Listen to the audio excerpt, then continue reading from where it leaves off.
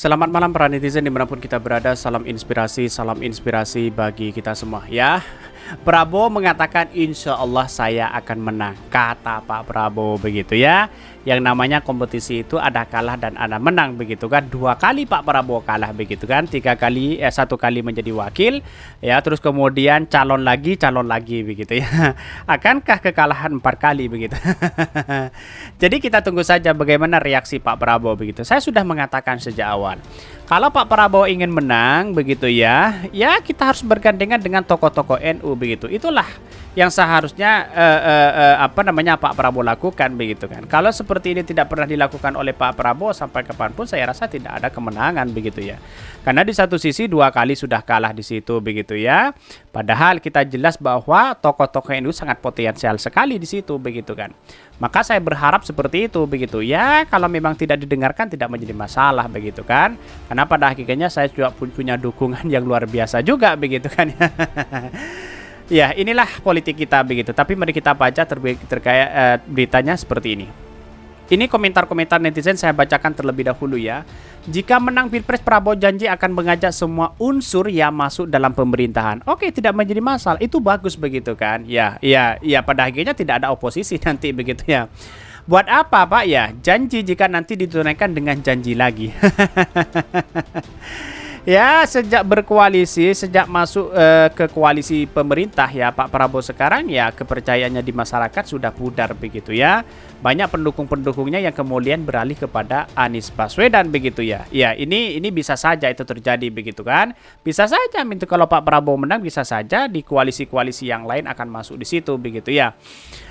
Bahkan kebanyakan janjinya ya sudah ya besi semua. Basi semua ya ini. Jika tidak mengajak akan berjanji lagi. Asik, akhirnya juga diajak. Ini komentar-komentar netizen begitu, malah ditertawakan di situ begitu ya. Jadi artinya apa? Kita harus hormati begitu kan.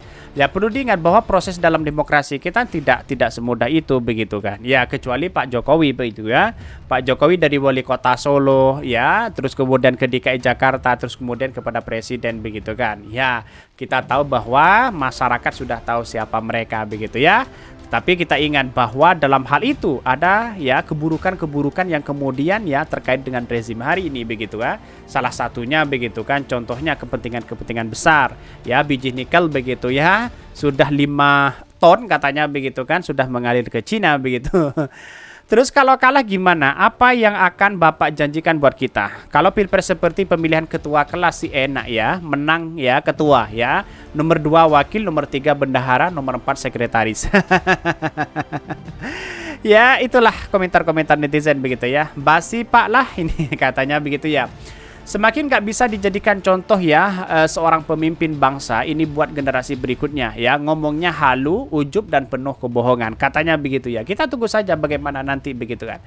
Ya kalau menurut saya pribadi orang-orang seperti Pak Prabowo ya saya tahu persis begitu kan, orang yang tegas di situ begitu ya. Tetapi kita lihat bahwa ya masyarakat itu ya di satu sisi melihat ketegasan mereka begitu kan, di satu sisi kan melihat kesejahteraan masyarakat.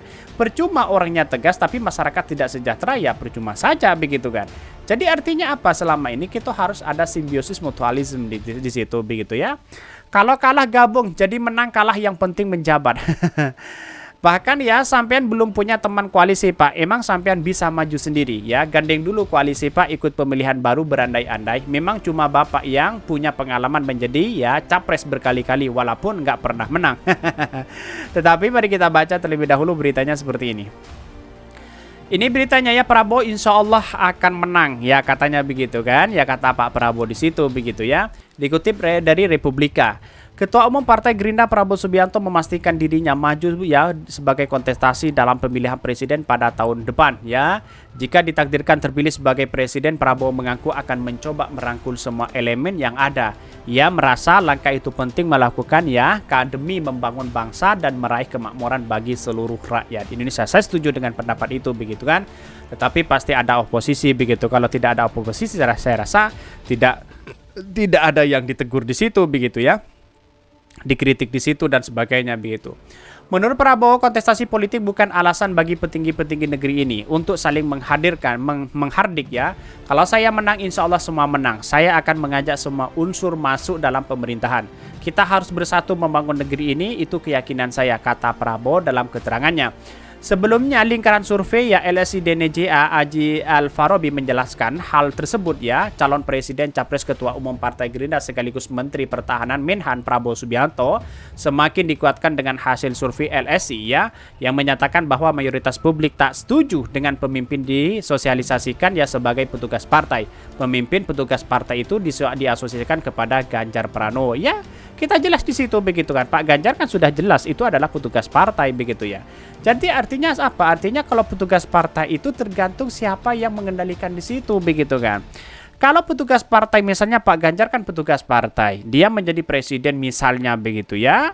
Tetapi kan Pak Prabowo, Pak Jokowi tidak bisa punya keinginan besar untuk mengatur-ngatur di situ. Yang bisa mengatur itu adalah ketua partainya di situ begitu, karena adalah petugas partai. Ya, yang namanya petugas partai kita harus nurut kepada orang-orang yang punya partai. Kan begitu, yang namanya petugas partai kan seperti itu. Populasi ya di Indonesia memang lebih setuju ya kalau Presiden Republik Indonesia ke depan adalah mereka yang lebih independen atau yang lebih mandiri ya mengambil keputusan dibandingkan mereka yang berstatus sebagai petugas partai.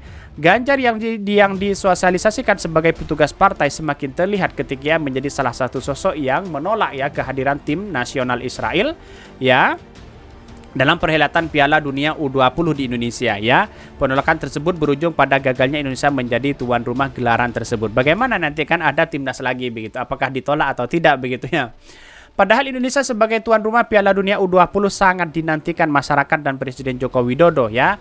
Karena perhelatan tersebut dapat menjadi salah satu legasi atau warisan Jokowi jelang berakhirnya masa kepemimpinan pada 2024. Bahkan dengan Pak Ganjar yang branding sebagai petugas partai, ini kemudian memunculkan persepsi bahwa Pak Ganjar merupakan tokoh yang dikendalikan atau dikontrol oleh ketua umum partainya. Dalam hal ini Ibu Megawati dibandingkan dengan Pak Jokowi ya.